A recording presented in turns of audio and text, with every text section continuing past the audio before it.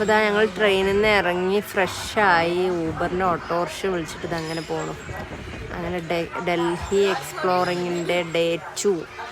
അതിനിപ്പോൾ ഞങ്ങൾ ഫുഡ് കഴിക്കാൻ കയറി. നല്ല അടിപൊളി ഫുഡായിരുന്നു. ഒരു എന്തോ ഒരു സ്പെഷ്യൽ പേരുള്ള ഒരു ചിക്കനും, പിന്നെ അവരതിന് പൊറാട്ട എന്നാണ് പറയുന്നത്. പക്ഷേ നമ്മളതിന് നാട്ടിൽ ചപ്പാത്തിന്നോ അല്ലെങ്കിൽ റൊട്ടി എന്നൊക്കെ പറയുന്ന ആ ഒരു ടൈപ്പ്. എന്തായാലും സാധനം ടേസ്റ്റ് ഉണ്ട്.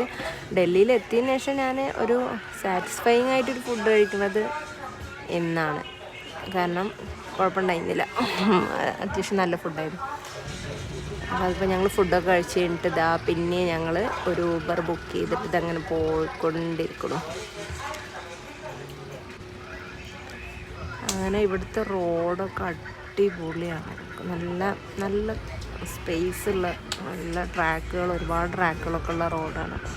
നല്ല രസമുണ്ട്. ഒരുപാട് അടുത്തടുത്തായിട്ട് കുറേ സിഗ്നലുകളും നല്ല രസമുള്ള കുറേ റോഡുകളുണ്ട്. കച്ചറുള്ളത് വേറെ ഉണ്ട്, പക്ഷേ അങ്ങനെ കാണാൻ ഭയങ്കര നല്ല ഭംഗിയുള്ള കുറേ കാഴ്ചകളുണ്ട്.